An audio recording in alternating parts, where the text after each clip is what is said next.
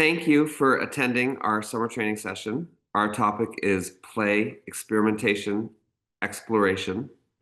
Um, I especially want to thank everyone who was with me last night during my time of technological challenge.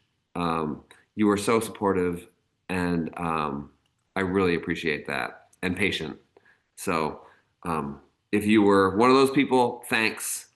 And but here we go. You're watching the replay, and I appreciate that. So, um, my name is Mark Aiken, and I'm totally thrilled to have been asked to present this show, and that you all thought it was a worthwhile enough to find the link, watch, and spend your time learning. So, I've been a PSIA member since 1994. And when I started at the Arizona Snow Bowl in Flagstaff, I've been a children's examiner since 2006. Um, I'm in my final year as a member of the Eastern Region Alpine Development Team with just a final hoop left before I hopefully get elevated to examiner, Alpine examiner. So I hope that goes well. Um, and I'm also a writer, which is interesting because I've been dabbling for the last few years doing some webinars and for various groups and various settings. And it's a challenging medium for me, webinars, because all of you are like in an office or in your living room or in your bed, maybe in your pajamas, and I never know where anyone is. And so I'm trying to engage with people that I don't even know where you are or what you're doing. And but tonight's presentation is known as a master talk, which has me sharing my material. And the thing that's interesting or different about tonight is that we don't interact. And so I talk, you watch, and and I've never done anything like that before. Um, so I've written hundreds of articles, which I think are sort of the same. Like I write them, and you might read them in your office, in your living room, maybe in your bed, in your pajamas. And so I never know like what's going on when you read those articles, but I'm not there on the other end of the computer, like giving it to you right then. So this is kind of the same as that, but kind of different too. So um, should be interesting. If you do have a question, jot it down as we go. Like hopefully you have a notebook and a pencil and jot that down because there will be a follow-up session next week. It's called Play, Experimentation, Exploration, Clarification. And it's on Monday, October 13th. So whatever questions that you have, that session will be dedicated to all of your questions, all of your thoughts, and it will be the opposite of tonight because we'll hear all of your voices. And so write down any questions in your notebook.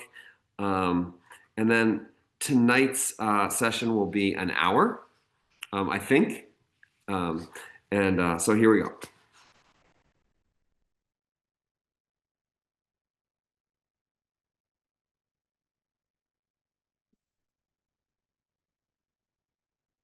You can't really click on this, I don't think, but maybe take a screenshot and you're going to want to fill out the attendance form. Don't worry about any chat. There isn't a chat because you're watching a recording. But do this attendance form. It's important because Vail has made an investment into this summer training series, and they're going to need data on how many people attended, what resort you're from, and I think there's also some survey type stuff so that they can figure out what worked for you, what we can improve on, and so fill that stuff out as well. So there's the attendance form, and I'll try to show it at the end of the program as well.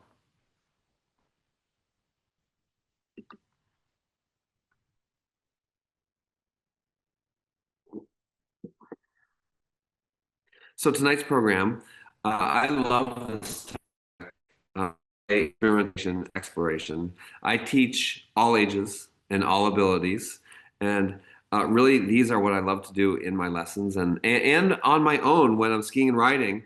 I like to play around. I like to have fun. I like to try different things, go to different places. I love exploring, discovering new lines, new ways of doing stuff. And so over on the oh, the photo, by the way, is one of the secret spots at my home resort. It's at Stowe. It's called the Gondo Condo. Um, like, I don't know who built it, but it's a place in the woods between Gondolier and Perry Merrill, which are two groomers on our gondola lift. That's why we call it the Gondo Condo. And people love coming here. They love checking out the little cabin that someone made. Kids love to play in the snow. They love to pretend that they live here. Um, so it's sort of, I thought, consistent with tonight's topic. And on the left margin there are some of the book topics that we traditionally hear when we're talking about teaching. And I think they apply, like the CAP model, the learning connection, the teaching and learning cycle, etc. Um, they all feel a little bit more booky than play, experiment, and explore. But I think all of these things on the slide sort of fit together and play together pretty well.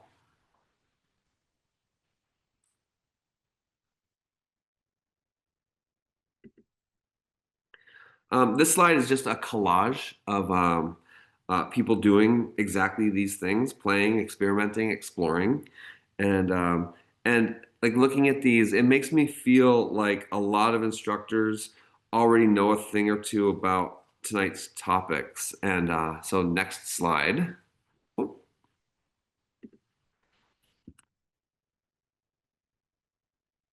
Um, well, it's not like what we're talking about here tonight is anything new.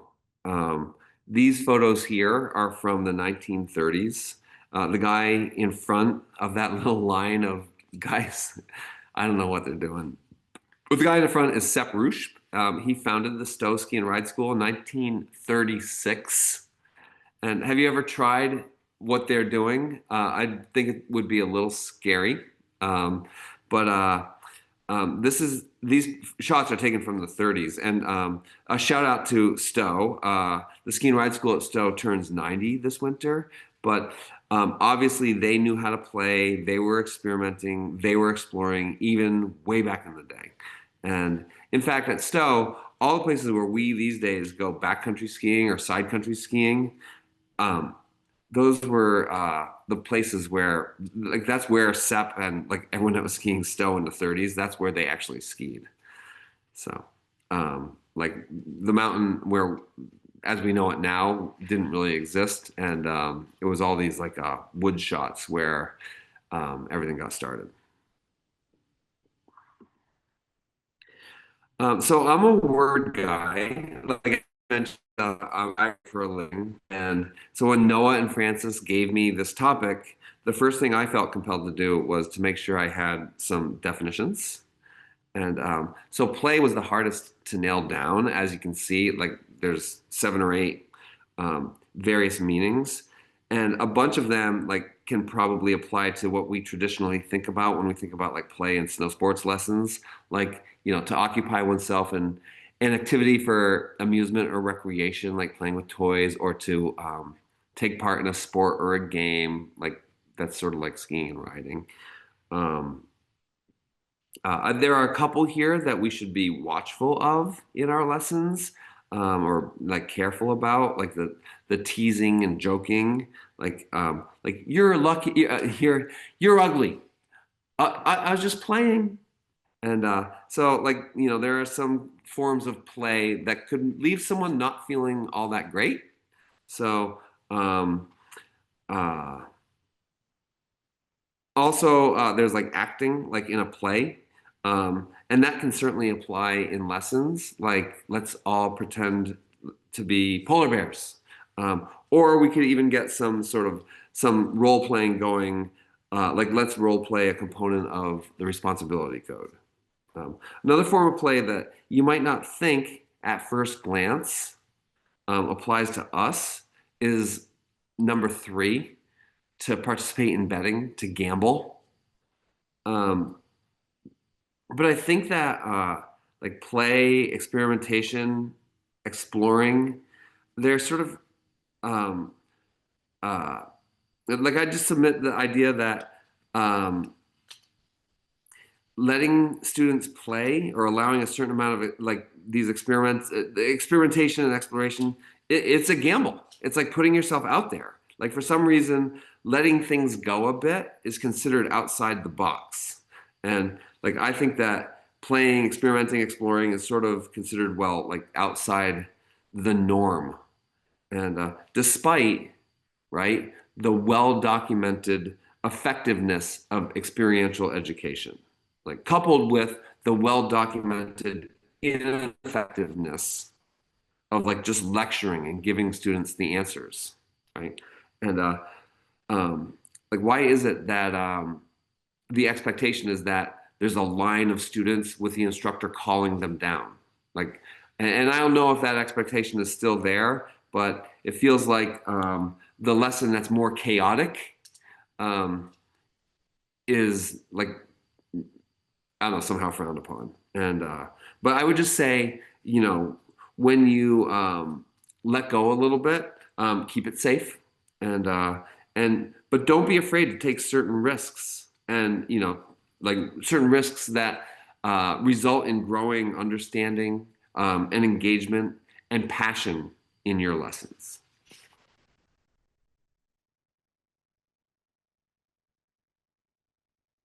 The other definitions. They were a little more straightforward, but to explore meaning to inquire into or to examine in detail. Experiment, a procedure undertaken to make a discovery or test a hypothesis. Um, Two things I think we try to do in lessons, and I assume everyone that's watching agrees. So when I got the assignment to present on this topic, I knew we didn't want to try to. I knew I didn't want to like reinvent anything, and so uh, you're aware that play, experiment, and explore already are mentioned in all over the place, really, in PSIA and Aussie literature. So here on this slide is the teaching and learning cycle, and you probably know, well, do you know? I don't know. Play Drill Adventure Summary, a couple of children's manuals ago, was actually originally put forth as the children's teaching and learning cycle.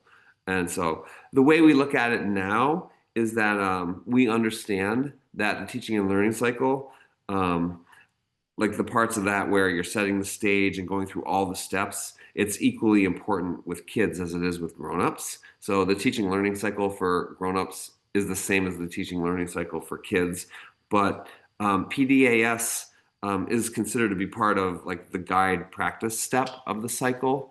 And I just love the concept of having playful lessons that include some drills and some play and some adventure. And the summary brings it all together. And I have more to say about play drill adventure summary in a minute.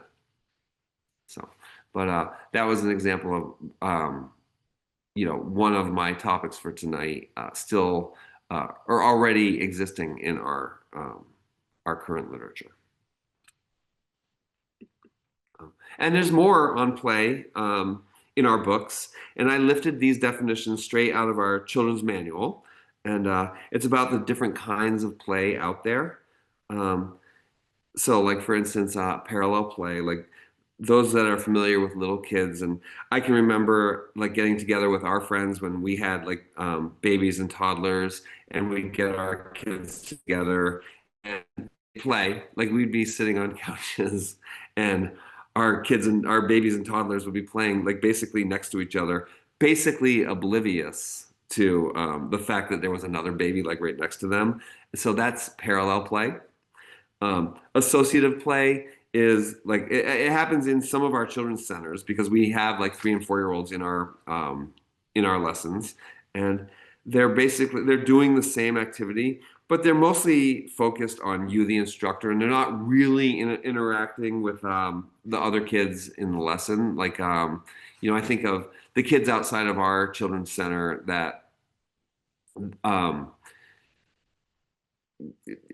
they're all bundled up. Like their skis weigh as much as they do, and like everything is um, Well, there's just so much going on for them. It's not like they're really interacting with other. They're doing the same activity. They're like sliding down the bunny slope with other kids, but mostly it's doing their own thing. We certainly see cooperative play in our lessons. Like we're all working together to achieve a result. And I love bringing a rope. I keep it in my back pocket of my jacket, and I have the whole group pull someone up the bunny slope. Super fun. Um, and then like competition and its value and its problems are very well documented, and I think we're all well aware of them.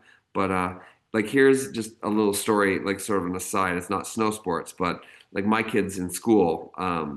So I have two kids, a 12-year-old and a 10-year-old, and there's this in Vermont. There's this Golden Dome reading list, and it's a list of books that Vermont librarians come out with every year as a guide for like books that Vermont middle schoolers can read.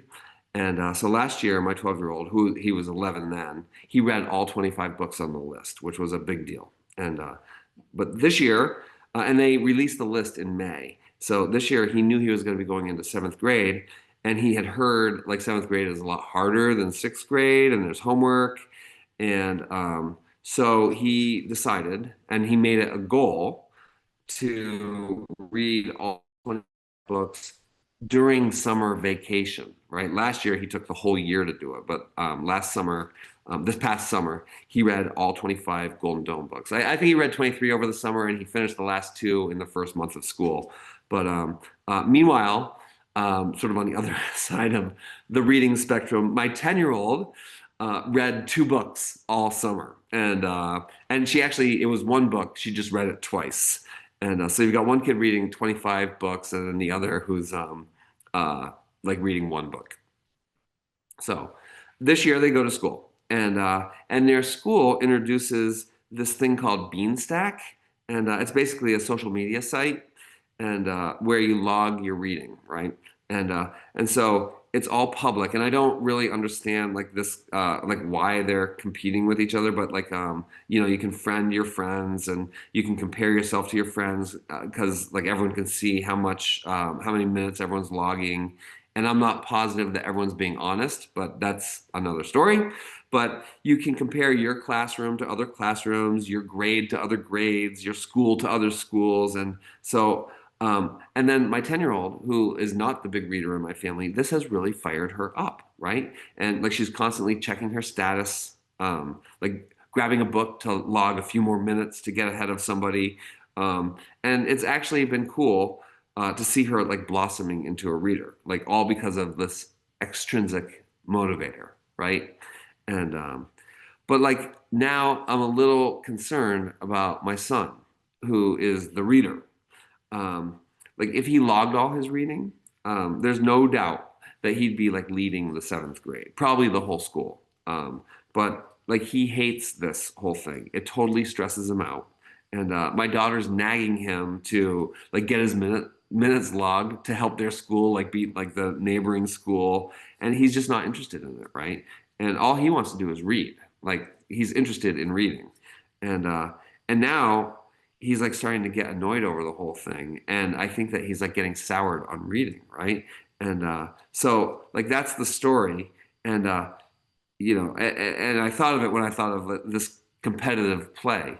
And but this is like more than competition. It's about personalities, it's about learning styles, like extrinsic motivation, intrinsic motivation, um, social media. I mean, like we're getting away from snow sports here, but um, like competition, there's certainly a place for it when it comes to learning and or competitive play.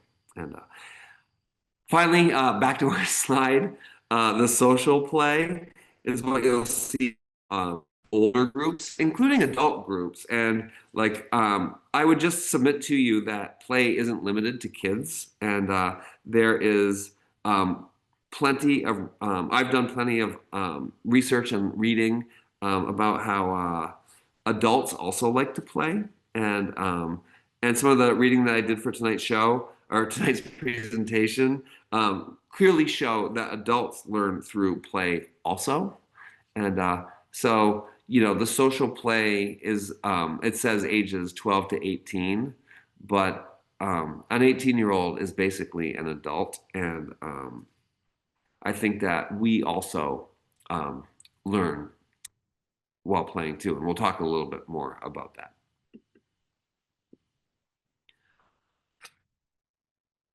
Related to play is the concept of fun and the different types of fun. And this slide also comes straight out of our children's manual. And I know that you're all familiar with the types of fun. I included them here because I was trying to find mentions of all of our topics for tonight and in our literature. And there it is, exploration, right? It's a form of easy fun. So easy fun is like amusement park fun. It's when like the kids in your lesson, they just got out of their lunch break and they're scattered and they're begging you to take them down like the fun side woods trail with the wood character cutouts. And, like those trails, they're fun. And they probably are reinforcing certain skills and, like the woods trails on the side of the trails. And, um, uh, but it can be kind of mindless activity on the instructor's part. And it's like a low effort sort of way to get everyone engaged. Like that's easy fun. And the examples on our slide are like sledding, tubing, like doing a zip line, the mountain coasters, like pass through the woods. That's easy fun. Hard fun would be like running 4 times a week to get ready for a marathon, right? It's like doing a tempo run where you're trying to increase your pace in order to put yourself in position to run a PR, like a personal best. Um, and sometimes you get the PR, and sometimes you don't. But like the fun is in the process, and it emphasizes the process more than the final outcome. Um, like people fun are those collaborative, problem solving type activities like the scavenger hunts that kids groups will do, or like the human knots. And like I personally love making the straight run parts of beginner lessons into social events, social play, where like students they help pull each other up the incline, where they compare notes on like what's working or like what's not working. And like I think of like the straight run sessions in beginner lessons, kind of like my students are park rats sessioning on a feature, right? But instead of like a feature, like a rail or a box or a jump in the terrain park, the students in your beginner lesson are sessioning on like a gentle incline. That's their feature. And they're just trying not to die doing it. So, but they're having fun. Um, and then finally, the serious fun. Like, this is related to hard fun. They're working towards like a personal reward, doing something that like pushes the envelope. They're challenging but rewarding experiences that provide meaning and value, like working out, training, practicing, learning, climbing a peak, doing 30 consecutive hop turns, like skiing a classic. Um, those are the kind of serious funds. They're not easy. They're pushing the envelope. Like it's serious, and it's serious fun. So, and just tying this discussion back to PDAS, like the play piece of PDAS can include people fun, right? Like doing a game, like being with your friends or other people in the group. The drill session is like the hard fun part. It's like this is the training or the serious fun, your hop turns. And the adventure can be your shot through the woods. Or the adventure could be serious fun, where you're like, okay, we've done our drills, we've worked on our fundamentals, now let's take it to the black diamond. Let's ski that shoe, right? That would be where adventure is like serious fun. And of course, the summary ties the type of fun to the learning that occurred or to the experiences that were had.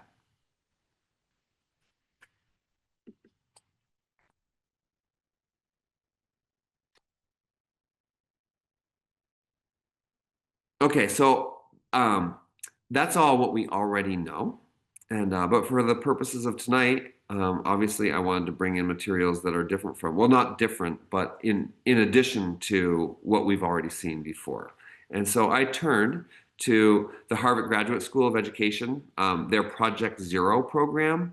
And this Project Zero did a bunch of studies and a lot of observations on like learning through play in a lot of different countries. And their observations led to a book called Pedagogy of Play. And, uh, and the book sort of summarizes their findings and makes suggestions for teachers, like the findings from all of their observations worldwide. And it's geared towards classroom teachers. So I thought I would, put that out there at the beginning. But I've found that plenty of classroom teaching has value and application for us out on the snow.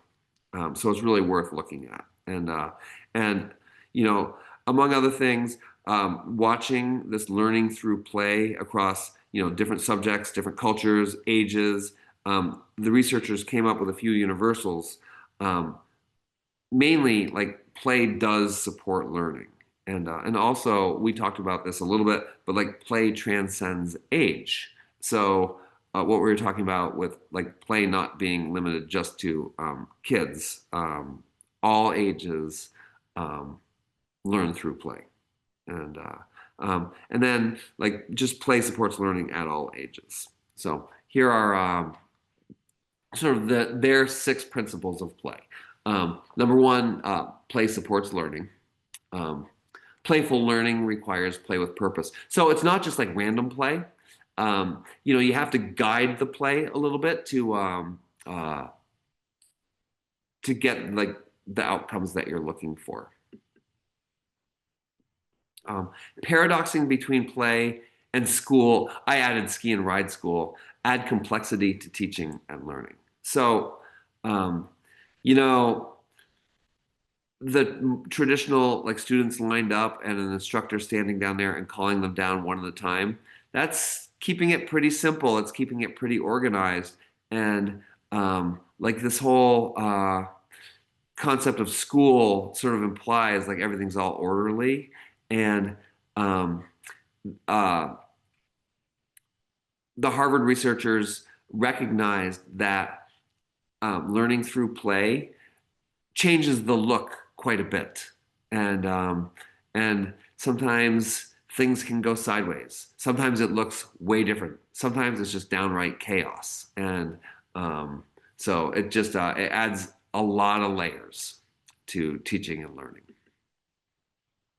Um, Playful learning is universal, yet shaped by culture and belief systems. I'm not going to go into this too much, but um, they did a lot of research and they did a lot of observations in Denmark and in Africa and in South America, and they found that depending on where you were and what the culture looked like, learning by play looked different, depending on where you were.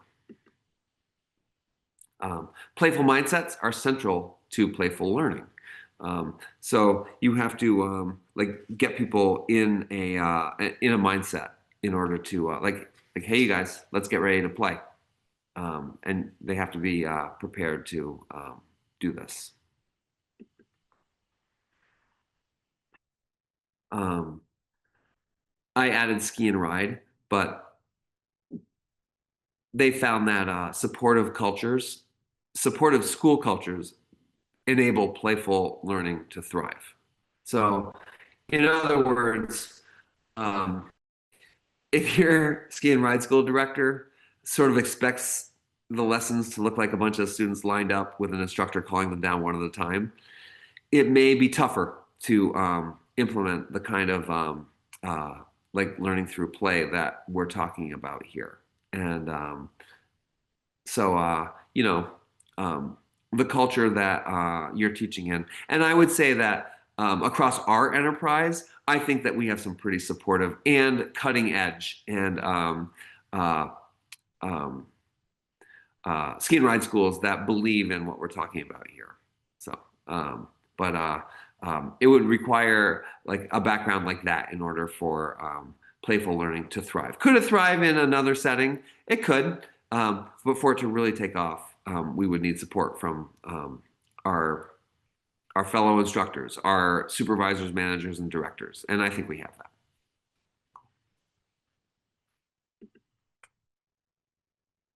All right. So the Harvard researchers found these characteristics of play best supported learning.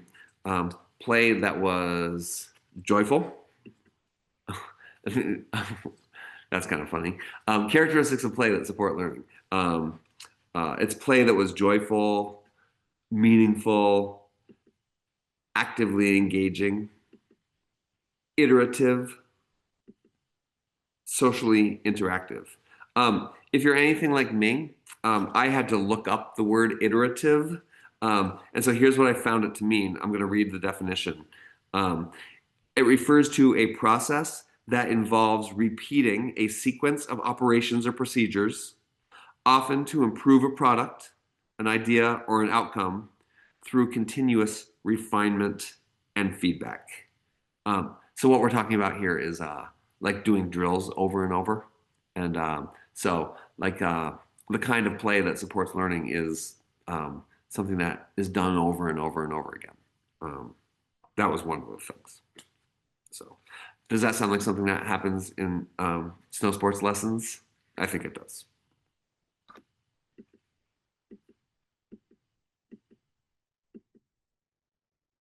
Um, for me, this slide captures the importance of the topic of play and lessons.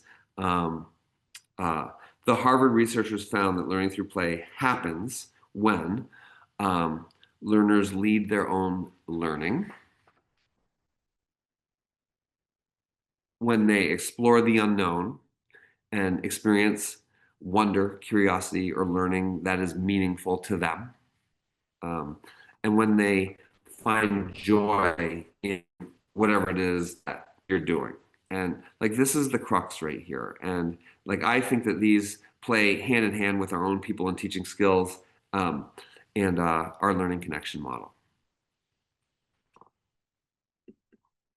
Um, just to drive home the fact that I'm not inventing anything new here, um, or at least the idea that playful learners learn best, here are some non-recent quotes. And this was in the Harvard reports, but Marie Curie, the Nobel Prize winning physicist and chemist, said this. She said, "I'm among those who think that science has great beauty. A scientist in his since it's Marie, we're gonna 21st century eyes this. A scientist in her laboratory is not only a technician, she is also a child, placed before natural phenomena which impresses her like a fairy tale." Um, great. And then Alexander Fleming, who discovered penicillin, or like the fact that penicillin has life-saving properties, he said, "I play with microbes. There are, of course, many rules to this play, but when you have acquired knowledge and experience, it is very pleasant to break those rules and to be able to find something nobody else has thought of." And I love that quote because, we're out there, we're playing, we have games, but we're keeping them. There are some guardrails in place, and I think that's kind of what Fleming is getting at. And then when you have the skills, when you own the fundamentals, then you can start like widening the guardrails a little bit, and maybe even taking some of the guardrails away.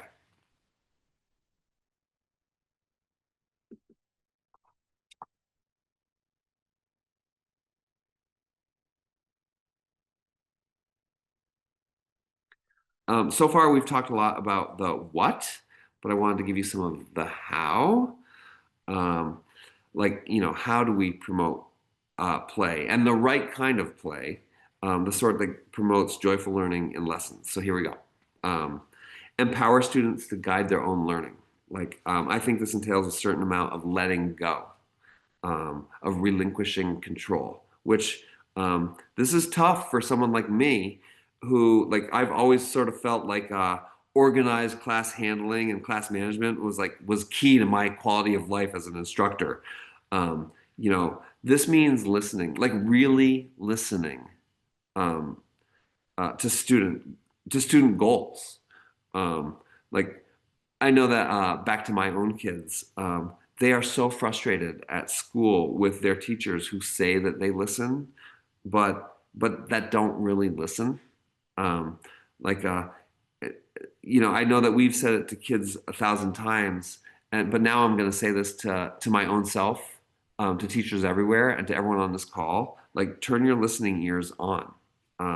Listen to your students. Like, give them the keys to their learning. Like, to do this, you need to know what they want, and in order to find out what they want, you have to listen to them, and you have to know what they are interested in and what they are trying to learn. Um, Create a culture of collaborative learning together.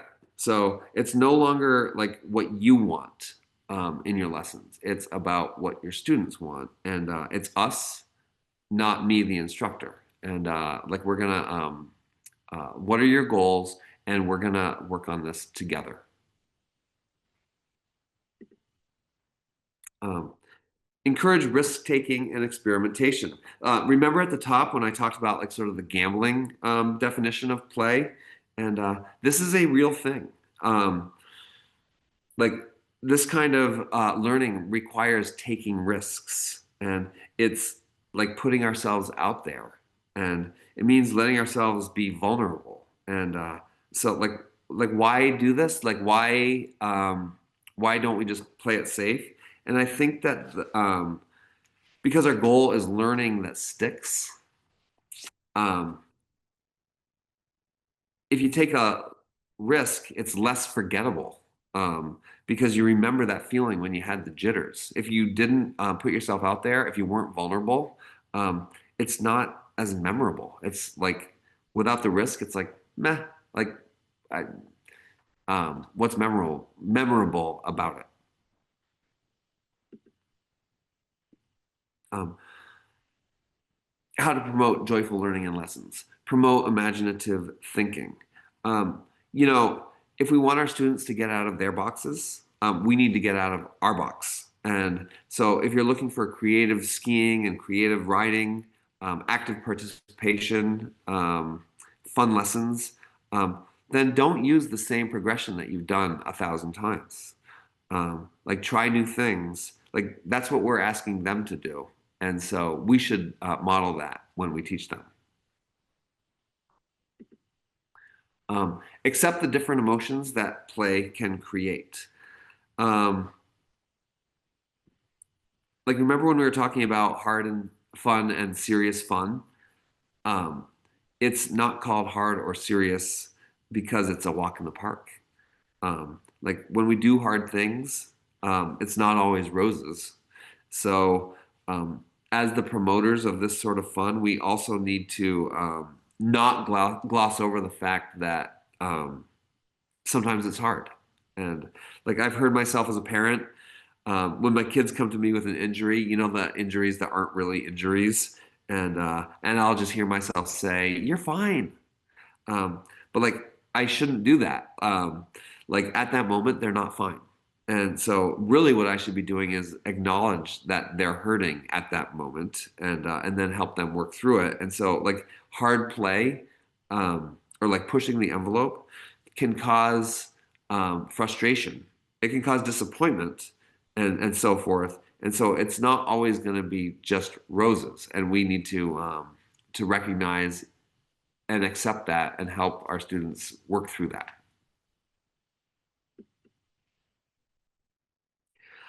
Um, it's pretty different to do this master talk, and usually I'm trying to promote discussion. And so if this was a dialogue, I'd be probably right now I'd say, do you have any questions?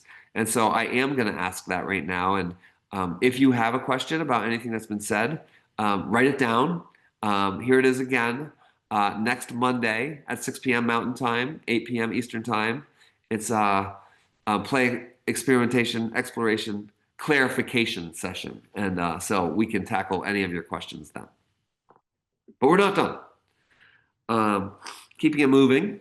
As I mentioned, I was interested in what our current literature already said about my topic, and I found experimentation again alive and well in Kolb's theory of experiential learning. And I love this theory, by the way. I, lessons. The idea is that you can dive in any place in the cycle, and that for learning to occur experientially, these four things have to happen. Like you have to have an experience that's at the top, the concrete experience. You have to reflect on that experience, um, and then you have to learn from the experience and maybe come up with a hypothesis, and finally, like test that hypothesis, and then you can keep going through the cycle. Like for example, maybe you're skiing or riding in fresh powder, and somewhere along the line, someone told you lean back. Whether you're skiing and you're on your heels to you're on your tails, letting your tips float above the surface, or if you're on a board, being on the back leg so the tip floats above the powder, and so you ski or ride that way, and you ask, how did that work for you? And the skiers are like, my quads are burning. The riders are like, I can't turn when I'm on my back leg. And so, okay, like let's test another hypothesis. Like let's try getting more centered this time. And instead of letting the next turn come to us, like let's attack the next turn, and have that experience and then reflect on that experience. Like I think one of the differences between um, ski and snowboard lessons and just going skiing and riding is that reflection, and like coming up with different ways to do it. But like when you just go out and ski and ride, you just do it. You have the concrete experience. But in our lessons, we can reflect on what happened when we had that experience, and we can um, figure out what we can learn through that reflection, and then we can like change our approach and have another experience. And like that's the difference between taking a lesson and just like going out and skiing and riding. And but we know that already. We have seen this in our books. This model is in the children's manual. I think it's in Teaching Snow Sports as well. Um, but I started doing some research on learning through exploration and learning through experimentation, and I wound up, maybe not a surprise, surfing through National Geographic.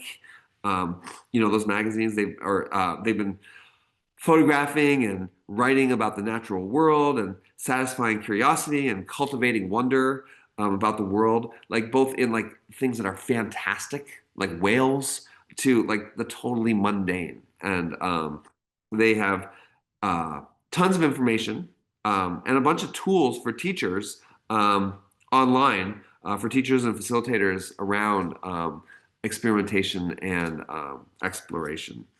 Uh, and they have some tenets for teaching through experimentation and exploration.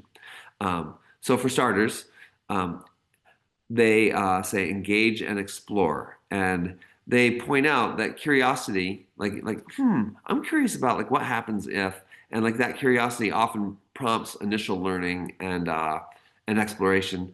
But then like once you figure some stuff out, like that curiosity sort of disappears. But like um, if you're like amazed by something, um, wonder, like doesn't disappear, right? Like the more answers you find, the more questions you have.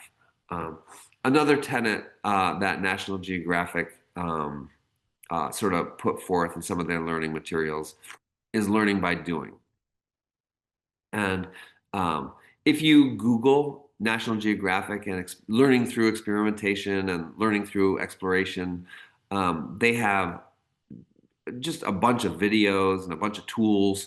And in one of the videos, Anand Varma, who was a scientist, he's a National Geographic explorer, but basically he's a scientist who works with tiny like squid eggs, and I think there were these other fish eggs, cuttlefish, I think they were called. But anyway, he said In order to uncover the most interesting, the most compelling stories, you have to explore.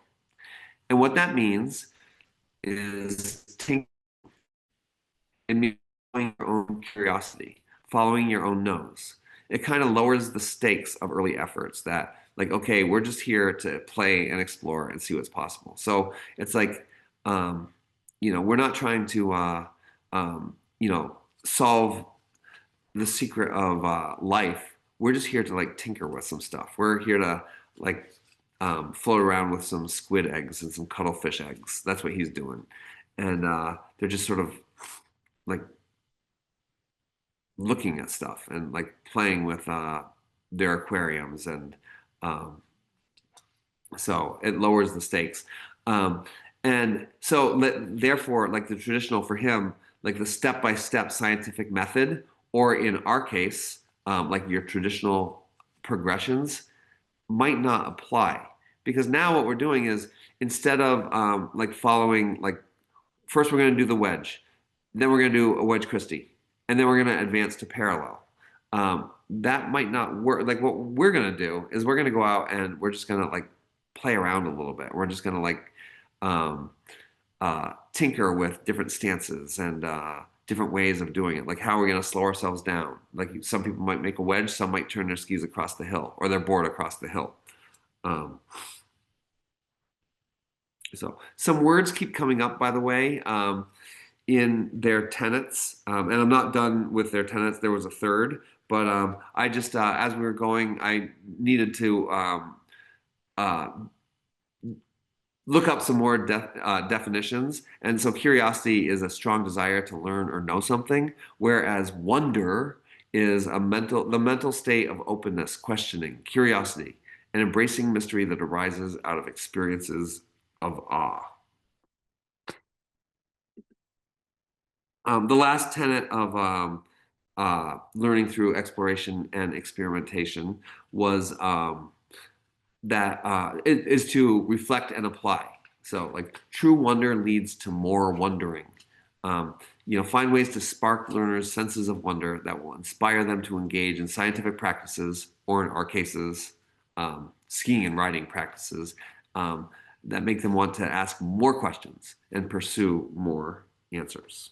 Um, like, uh, I wonder why, or like, what's the deal with this? What happens if I try this?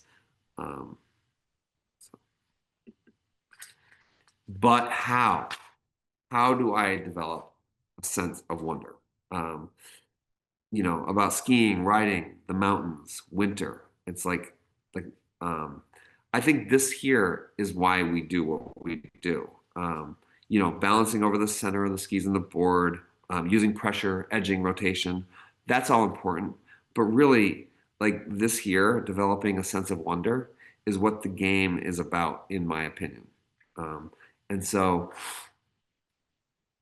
here's how we develop a sense of wonder. Like, we try to make meaning out of things, and introduce vocabulary. Like, this brings students into our club, like into our community. Like, teach them the jargon, the lingo.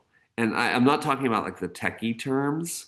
I mean like the cool stuff, like the locals' knowledge, like the secret places, um, like even the best parking spots in the parking lot at your resort, like the coolest lines, um, like bring them in and defamiliarize the familiar. And what I mean about this is, like, for example, there's some snow out on the slopes, like behind the lodge, right? We've all seen it. It's snow.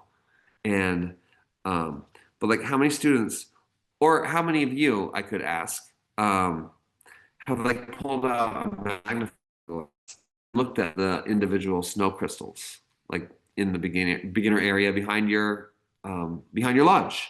Like, how many of them, or how many of you, have in the middle of a lesson pulled out a shovel and dug an avalanche pit, or not in a lesson, right? And if you have, was it 10 years ago? Um, like, how many did it last year? Like, how many did it in a lesson off the side of the trail last year, and like dug into the snow and like looked at the snow? And so, like, what I'm talking about here is like breaking things down to the parts. Um, like, you know, like there it is. But did you realize that if you look a little bit closer at it, um, we're like finding out all of these like discoveries. Encourage contemplation. Like this is the asking why or what would happen if, like trying to, get your students to like wonder about stuff. Um, Stimulate the imagination. Like this is sort of an extension of like encouraging contemplation, like the what ifs and the I wonder why. Like this is what we're trying to stimulate, but it only works if we look for it and like don't brush it off when it happens. Like if a student asks a question, um, like maybe they say they want to do something and it doesn't fit with like what our plan was for example, the afternoon. Like what are you gonna do? And are you going to just brush it aside? Or are you going to follow their lead and throw your plan out the window? Um, and, like, I think that sometimes it's easier to just go with the plan.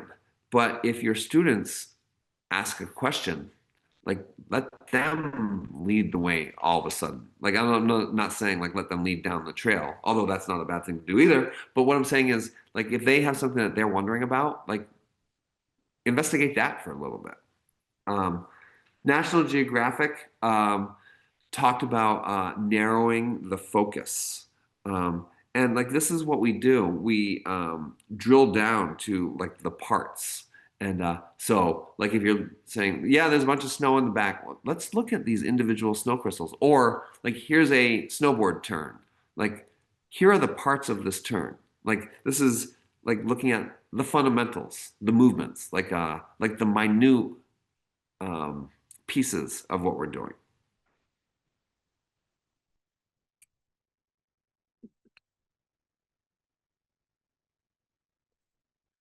Um, you have to make space for exploring and experimenting.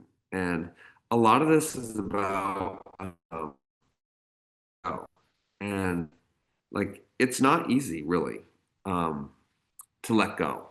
Like, it's, you never know where it's going to go, right? And so, like, making space for like exploration and experimentation, like, it can look like just bunch of kids playing or a bunch of kids like tinkering with stuff. And um, and that might be uncomfortable. Letting students conduct experiments to test their assumptions. Um, like I think that that's National Geographic talking about science students, but it applies to what we're doing too. Like it comes back to Kolb. Like, what do you think may happen if we do this here? We just worked on some movements on the groomer, but what would happen if we take it over there to that crud, over into those bumps? Um, like, would we have to change something? What do you think we might have to change? Do you want to try it? This third bullet point, I think, is a great one, and it's something that I need to work on, but like letting students try something for a while before giving them instructions, right? So, um, like, if you have a good beginner area that has a run out where people aren't going to like smash into a building or something, let them try sliding for a while before you give them any coaching.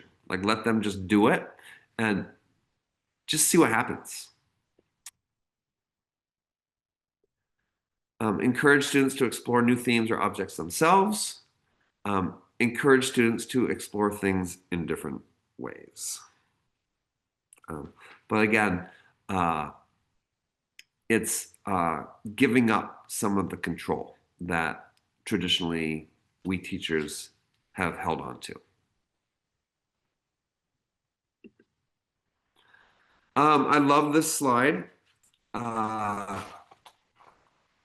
I think that this would be something that you could take a screenshot of, and that could stimulate some thought or some thinking. Maybe do a free write about some of these. A lot of them are things that I've talked about in the last couple slides, but the stimulate meaning making, letting learners construct their own ideas about stuff, and find meaning on their own. The making space for learners to explore and experiment, which is kind of the giving up of control sometimes. Um, and these are all like wonder learning strategies. And and I think that this would be something that we can um, this slide we can put up next week and talk a lot about or talk about some of these topics. Here's another slide that I pulled off of the National Geographic pages. Um, and to me, I'm not going to read through everything here, but it would be something that maybe we look at next week. But I sort of see like the attitudes side, like being curious, being empathetic, creating learners that are empowered to try different things, uh, guide their own learning. That sort of falls under like our people skills. And then the skills over here on the left, the communication, the problem solving, the collaboration sort of would fall under our teaching skills. And then some of the knowledge type stuff down in the lower right hand side maybe would fall under our technical skills. How like the different technical fundamentals are blended to create turns. Um, this is a slide that the National Geographic education people came up with, and I think it raises some great discussion points and things for us to think about.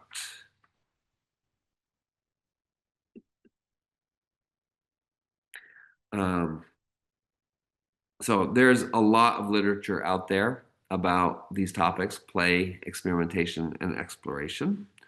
Um, and Both with kids and with grown-ups in snow sports. And um, when you satisfy their curiosity and cultivate their sense of wonder, that's what play and experimentation and exploration are all about. And when you do that, when you cultivate that sense of wonder, then you're really succeeding as a teacher, a mentor, and an instructor. So. Um, that's what I have for tonight. I appreciate everyone finding the link and listening, and I look forward to talking about all of this next week. Um, so next Monday, October 13th, at 6 p.m. Mountain Time, 8 p.m. Eastern Time. Bring your questions, bring your thoughts, bring your stories. Um, I'm going to put up the attendance form one last time. We're going in reverse.